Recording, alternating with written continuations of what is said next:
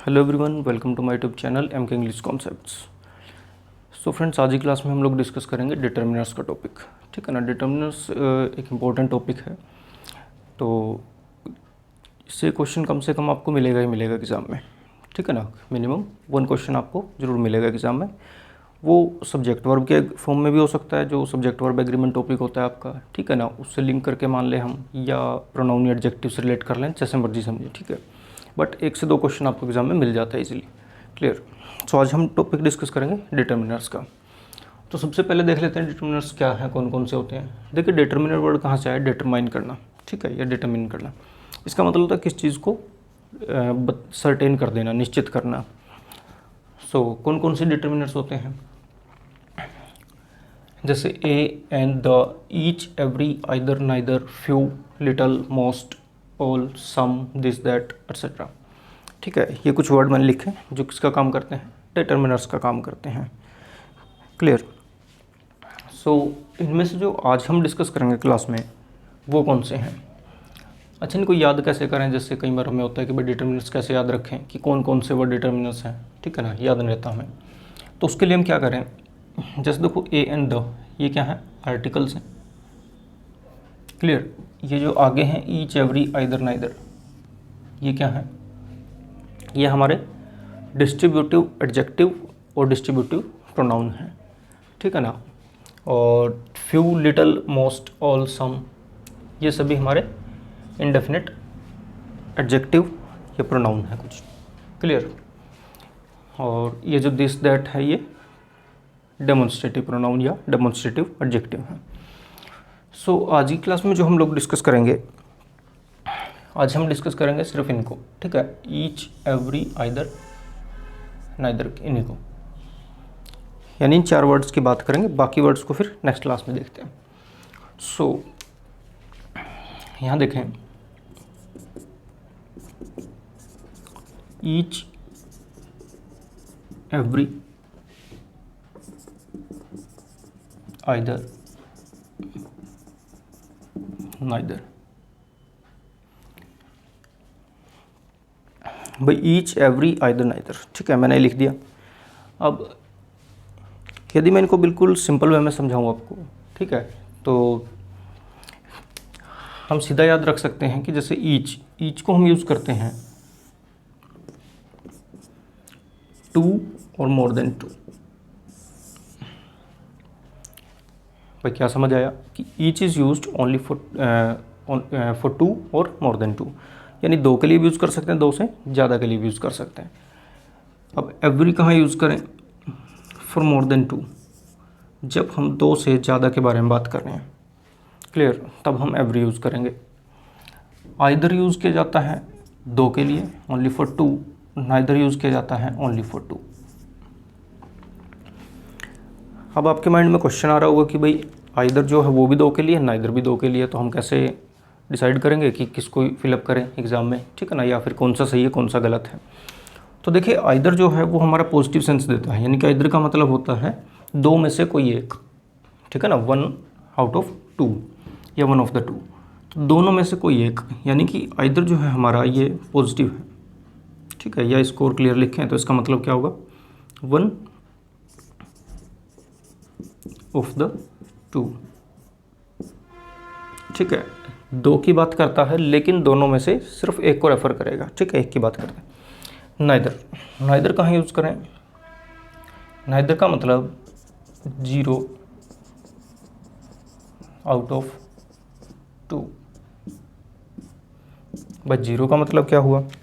0 का मतलब कोई भी नहीं, यानी कि जब हम कहना चाहते हैं कि दोनों में से किसी ने भी ऐसा नहीं किया, या दोनों में से कोई नहीं, ठीक है, तब हम क्या यूज़ करेंगे? नाइदर यूज़ करेंगे। सो अभी तक हमने 4 वर्ड पढ़े, each, every, either, neither. Each is used for 2 and more than 2, every is used only for more than 2, and either 1 of the 2, neither none of the 2, या 0 आउट ऑफ 2। सो इस तरीके से आप याद रखें। अब क्वेश्चंस किस तरह से आएंगे, किस तरह से क्वेश्चन पूछे जाएंगे, ठीक है, आपको कैसे करना है वो देख लेते हैं। अच्छा, यहाँ पर एक चीज़ और समझने की है भाई। देखो, ये तो एक बुकिश लैंग्वेज हो गई, चलो मैंने बता दिया, ठीक है, बताना पड़ता है हमें। बट ईच और एवरी में जो मेजर डिफरेंस है वो क्या है, उसको भी समझें। ईच होता है कि मान लीजिए एक ग्रुप बैठा है आपके सामने, ठीक है, स्टूडेंट्स का ग्रुप है, फ्रेंड्स हैं, कोई भी है, फैमिली है, तो उनके मेंबर्स को जब हम वन बाय वन रेफ़र करना चाह रहे हैं, ठीक है, एक एक करके, जब मैं एक एक करके उनके बारे में कुछ बोलना चाहता हूँ या उनके बारे में कुछ बता रहा हूँ, तो दैट इज़ ईच, ठीक है ना, वो ईच का केस है। यदि मैं सबको कलेक्टिवली यूज़ कर दूँ, सबके लिए कोई वर्ड, ठीक है, इकट्ठा बोलना चाहता हूँ सभी को कोई बात, तब हम क्या यूज़ करेंगे, एवरी। क्लियर है। और आइदर नाइदर हमें पता ही है कि ये सिर्फ दो के लिए ही होते हैं, ये दो में से कोई नहीं, और आइदर मीन्स दोनों में से कोई एक, ठीक है। तो कुछ क्वेश्चन देख लेते हैं, उससे आपको क्लियर हो जाएगा कैसे यूज़ करें। देखिए, जैसे मैं लिखा dash of these students, dash of these students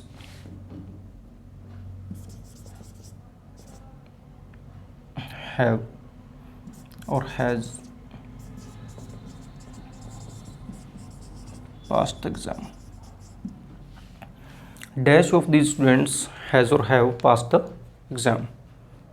Second question is,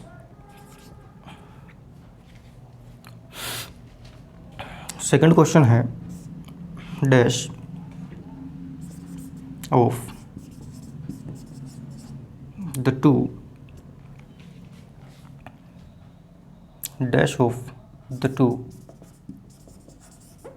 friends is guilty.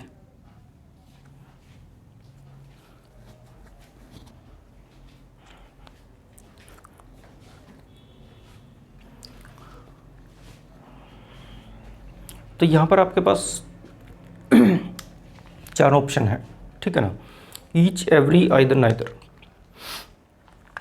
भाई हमारे पास चार ऑप्शन हैं, each, every, either or neither. हमें देखना है कि चारों में से कौन कौन से यहाँ पर सुटेबल हैं, कौन कौन से आ सकते हैं, ठीक है, होगा आंसर। तो एक बार देख लें इनको, फिर आंसर फिल करते हैं।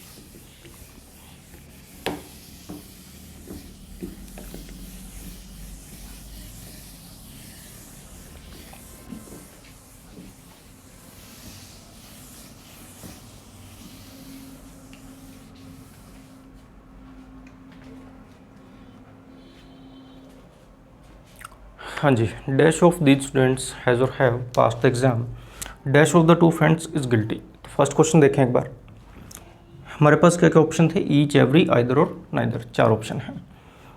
सो देखिए, यहाँ पर इसने यूज़ किया दीज स्टूडेंट्स, ठीक है, तो दीज स्टूडेंट्स यानी कि उसने हमें बताया नहीं कि भाई दो हैं या दो से ज़्यादा हैं। तो देखिए, जब हम दो के बारे में बात करते हैं ना कोई, तब क्लियर होगा, ठीक है, यानी कि हम क्लियरली मेंशन करेंगे कि भाई दो के बारे में बात है, या फिर कहीं पर अंडरस्टूड होता है तब यूज़ करेंगे। अदरवाइज हम क्या मानकर चलेंगे कि दो से ज़्यादा हैं, दो से ज़्यादा हैं। यदि दो से ज़्यादा हैं तो फिर हमारे पास दो ही ऑप्शन बचते हैं, या तो ईच और या फिर एवरी। भाई क्लियर है ना, आइदर और नाइदर तो दो के लिए ही हैं, either means one of the two, neither means none of the two. तो हमारे पास ऑप्शन बचे दो, ईच और एवरी। अब देखिए, ईच या एवरी क्या लगाएं। अब जो ईच है वो भी दो से ज़्यादा के लिए यूज़ किया जा सकता है, एवरी भी दो से ज़्यादा के लिए यूज़ किया जा सकता है। तो प्रॉब्लम आ गई दोबारा से। अब क्या करें, अब यहाँ पर एक चीज़ समझें हम,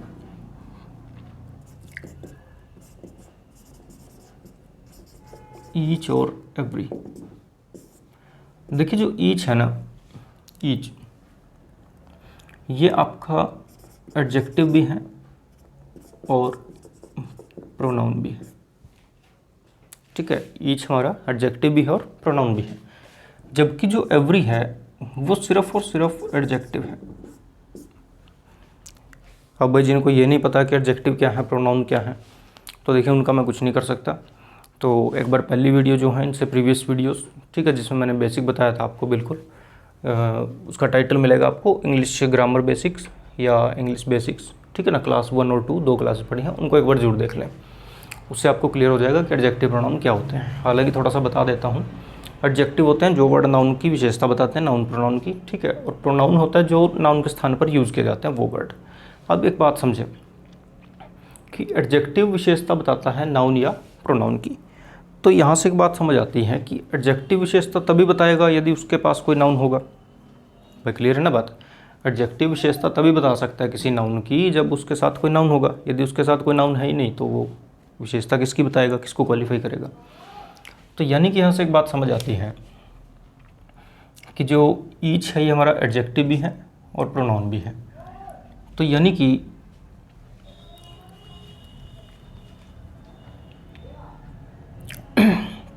देखें, ईच हमारा एडजेक्टिव प्रोनाउन दोनों है, एवरी जबकि हमारा सिर्फ एडजेक्टिव।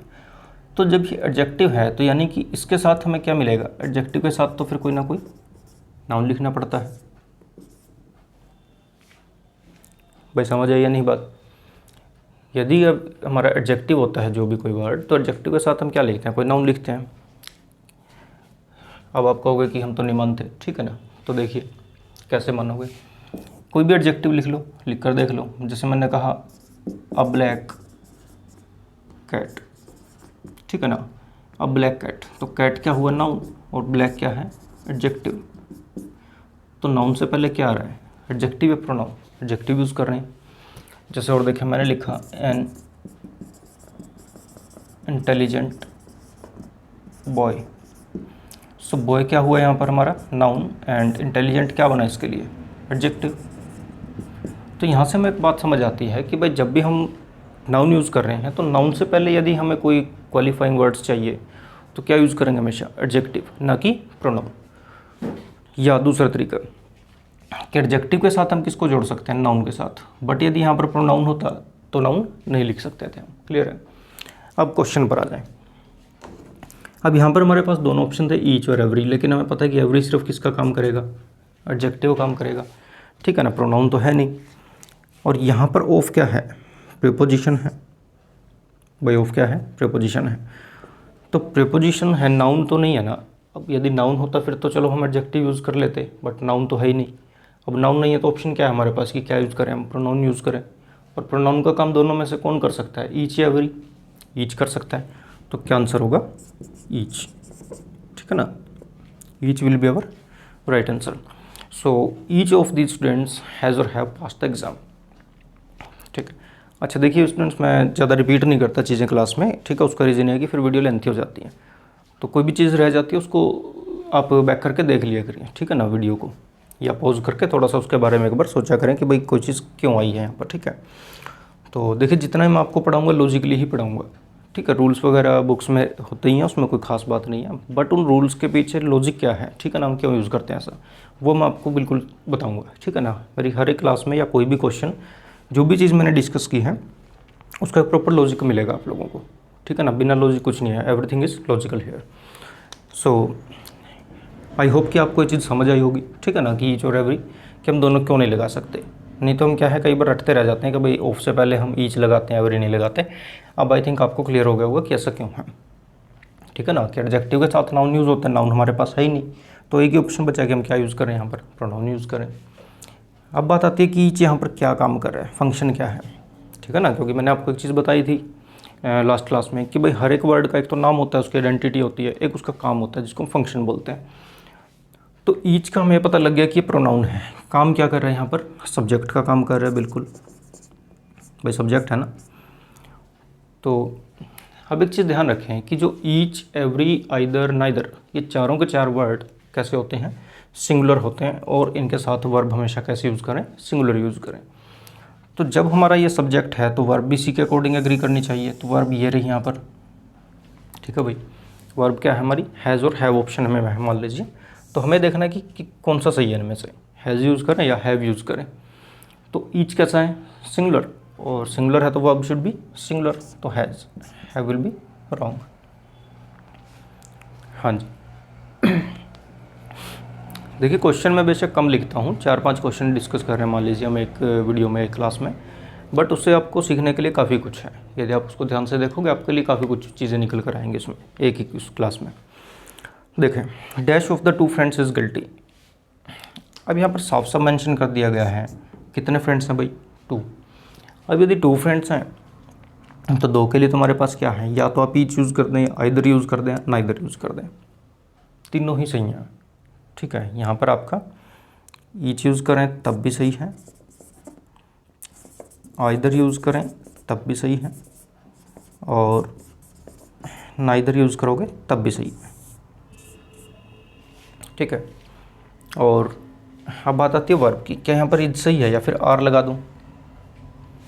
देखिए एग्जाम में गलती क्यों होती है, हम लोग वर्ब को उससे पहले वर्ड से जोड़ते हैं जनरली। जैसे इज के साथ यहाँ पर हम क्या देखेंगे, फ्रेंड्स, भाई फ्रेंड्स इज, बहुत सारे स्टूडेंट्स को लगेगा कि टू फ्रेंड्स की बात चल रही थी, इज कैसे आ गया, भाई टू फ्रेंड्स आर होना चाहिए था, फिर तो सही था, ठीक है ना, हमें अच्छा लगता है फिर पढ़ने में, क्योंकि ज़्यादातर हम यही करते हैं भाई। ज़्यादातर क्लास में जब एग्ज़ाम में बैठे होते हैं स्टूडेंट्स तो क्या करते हैं वो, हम उसको चीज़ों को जचाने लग जाते हैं कि हमें अच्छा लगना चाहिए उसके साथ, है ना।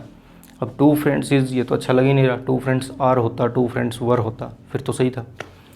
लेकिन देखिए हम इसको इसके अकॉर्डिंग क्यों नहीं चेक कर रहे वर्ब, ठीक है, या इसके अकॉर्डिंग एग्री क्यों नहीं करवा रहे। उसका रीज़न ये है कि ये तो हमारा सब्जेक्ट है ही नहीं। सब्जेक्ट क्या है हमारा, ईच या इधर या नाइदर, इनमें से कोई भी वर्ड, ये हमारे सब्जेक्ट वर्ड हैं, ठीक है ना, ये तीनों में से। और ये तीनों हमें पता है कि यहाँ पर ये सब्जेक्ट का काम कर रहे हैं और करेक्टर वाइज कैसे हैं, सिंगुलर हैं। तो जब ये सिंगुलर है तो वर्ब भी कैसी आएगी, सिंगुलर आएगी, ठीक है ना। तो यानी कि इस फ्रेंड का जो टू फ्रेंड्स था यहाँ पर, इसका कोई लिंक ही नहीं है वर्ब के साथ दूर दूर तक, ठीक है, कोई लेना देना नहीं है। सो हमारा वर्ब सब्जेक्ट सिंगुलर था तो वर्ब भी कैसे यूज़ की हमने, सिंगुलर यूज़ की। सो सेंटेंस इज राइट। हाँ जी, यहाँ तक देख लें एक बार।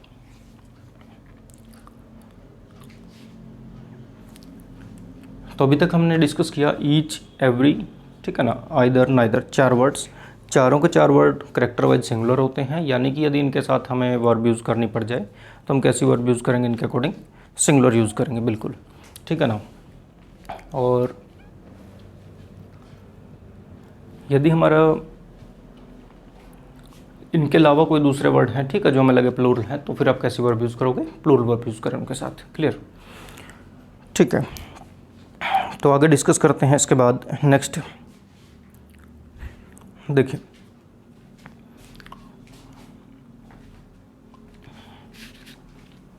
एक दो क्वेश्चन और लिखता हूँ मैं, ठीक है, उनको और देखें, थोड़ी और क्लैरिटी आएगी।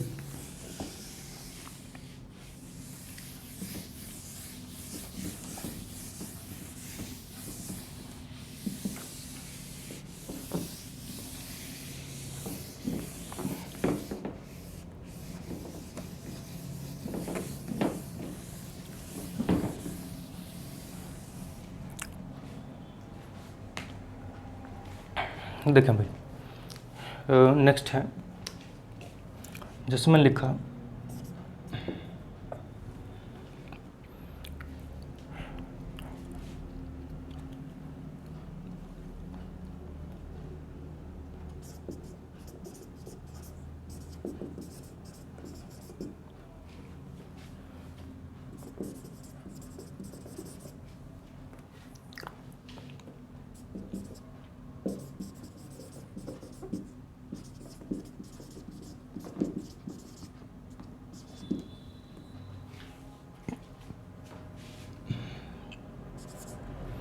every side of the road is full of green trees.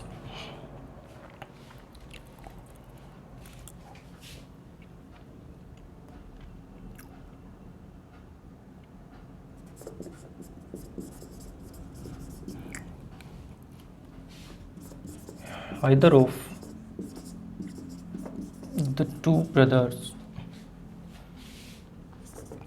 are intelligent. देखिए दो क्वेश्चन लिखे मैंने, every side of the road is full of green trees and second is either of the two brothers are intelligent, ठीक है। तो देखिए जब भी मैं क्वेश्चन लिखता हूँ एक बार वीडियो को पॉज करके आप थोड़ा सा उसके बारे में ज़रूर सोचें, एक दो मिनट के लिए, ठीक है। आप देखा करें कि भाई हमें आता है या नहीं आता, और सिर्फ आंसर निकालने से भी मतलब नहीं होता कि हमें पता लग गया कि चलो इसकी जगह आर लगा दिया, आर की जगह से लगा दिया, नहीं, आपको उसका प्रॉपर लॉजिक पता होना चाहिए, ठीक है ना। जो आपका आंसर आया है कि आंसर आया है तो वो क्यों आया है, और ये आंसर नहीं आया तो क्यों नहीं आया, ठीक है। अगर आप जिस दिन ये चीज़ें सोचने लगेंगे तो आपको इंग्लिश बहुत आसान लगेगी, ठीक है, और इंटरेस्टिंग भी लगेगी। देखें तो फर्स्ट क्वेश्चन की बात करें, every side of the road is full of green trees. हाँ जी, देखें भाई पढ़ने में बिल्कुल ठीक लग रहा होगा सभी को कि every side of the road is full of green trees, हाँ सही। बट यदि आप ध्यान से देखें तो एवरी हमने कितने के लिए पढ़ा था, 2 या 2 से ज़्यादा, 2 से ज़्यादा के लिए। बट यहाँ पर एक चीज़ सोचने की है कि भाई जो रोड है ना, रोड की साइड कितनी होंगी, 2 ही साइड होती हैं किसी रोड की। हाँ जी, भाई किसी रोड की 3 साइड देखी हैं कभी, 2 ही हो सकती हैं। तो 2 होती हैं, तो 2 के लिए एवरी क्यों यूज़ किया फिर हमने? या तो आप ईच यूज़ कर दें, या आइदर यूज़ कर दें, नाइदर यूज़ करें, ठीक है ना। तो ईच लगा देते हैं। चलो भाई समझ आया गलत क्यों हो गया, क्योंकि एवरी हम यूज़ करते हैं 2 से ज़्यादा के लिए, तो एवरी 2 से ज़्यादा के लिए है, तो ईच तो आ नहीं सकता किसी भी केस में, सॉरी एवरी तो आ नहीं सकता किसी तरह, है ना। तो या तो आप यूज़ करें ईच, या फिर यूज़ कर दें आइदर या नाइदर, ठीक है ना। हालांकि नाइदर लगाने से मीनिंग उल्टा हो जाएगा थोड़ा सा। तो ईच और आइदर से ये बनेगा कि भाई उसकी साइड्स पर क्या है, ग्रीन ट्रीज लगे हुए हैं, नाइदर लगा दोगे तो हो जाएगा ट्रीज नहीं है, ठीक है। Second question, either of the 2 brothers are intelligent. कहता है कि 2 ब्रदर हैं, उनमें से कोई एक इंटेलिजेंट है, ठीक है। कौन से वाला है वो हमें नहीं पता। तो देखें ये आइदर है, तो देखिए आइदर ऑफ द 2 ब्रदर्स, कितने के बारे में बात कर रहे हैं, 2 के बारे में, तो 2 के लिए आइदर बिल्कुल सही है, कोई प्रॉब्लम नहीं है। अब आइदर क्या बना है यहाँ पर, हमारा सब्जेक्ट वर्ड है, सब्जेक्ट वर्ड है, और कैरेक्टर वाइज कैसा है, सिंगुलर है। तो जब हमारा सब्जेक्ट सिंगुलर है तो वर्ब भी कैसी होनी चाहिए, वर्ब शुड बी सिंगुलर। तो वर्ब भी सिंगुलर आनी चाहिए, तो सिंगुलर कर दें आर की जगह पर इज, ठीक है।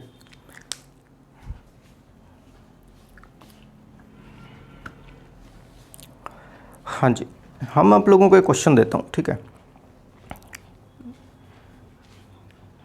मैं कुछ सेंटेंस लिख रहा हूँ, तो जिनको भी आपको लगता है भाई हमें आते हैं, तो आप अपना आंसर कमेंट में दे दें, नहीं तो फिर नेक्स्ट क्लास में आपको डिस्कस करूँगा आपके साथ वो चीज़ें। मुझे सिर्फ ये देखना है कि मैं सेंटेंसेस लिख रहा हूँ, उनमें से कौन सा सही है कौन सा गलत है। और उससे पहले थोड़ा सा हिंट जरूर दे देता हूँ कि एवरी जो होता है ना, every is equal to all होता है। एवरी का यदि हम मीनिंग देखें तो वो लगभग कैसा किसके जैसा होता है, ऑल। ऑल मतलब सभी, ठीक है ना। तो एवरी सभी को इंक्लूड करता है। तो मैं कुछ सेंटेंसेस लिख रहा हूँ, इसमें से आपको देखना कौन सा सही है कौन सा गलत है, ठीक है। देखें, जैसे फर्स्ट मैंने लिखा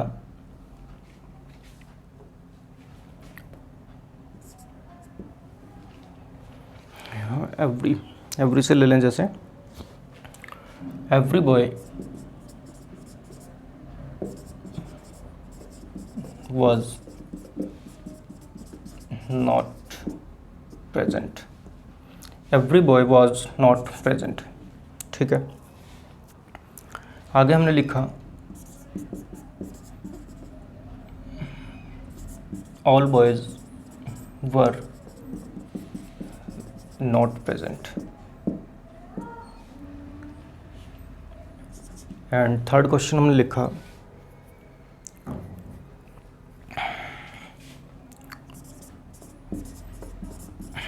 no boys were present, no boys were present, clear. अच्छा, तो ये कुछ सेंटेंसेस लिखे हैं, इसमें हमें देखना है कि कौन सा सही है कौन सा गलत है, ठीक है। चलो एक दो और जोड़ देता हूँ इसमें, जैसे क्या लिखा है, जैसे मैं लिखा not every boy was present, तो क्लियर है। तो मैंने 4 सेंटेंस लिखे आपके सामने, every boy was not present, all boys were not present, no boys were present, and not every boy was present. इन सेंटेंसेस में आपको ये देखना है, मुझे बताना है कि कौन सा सही है कौन सा गलत है, ठीक है। अब इनमें से कौन सा सही है कौन सा गलत है वो मैं नेक्स्ट क्लास में बताऊँगा आपको, ठीक है भाई। तो तब तक इनको ध्यान से देखें, यदि आपको डिटरमिनेंट समझ आया होगा तो ज़रूर पता लग जाएगा, क्लियर ना। तो बाकी कोई डाउट है कोई क्वेश्चन है तो आप कमेंट सेक्शन आपके लिए, आप उसमें छोड़ दें भाई, ठीक है। मैं उसका आंसर देने की पूरी कोशिश करूँगा। सो आज की क्लास में इतना ही, कल मिलते हैं, थैंक यू।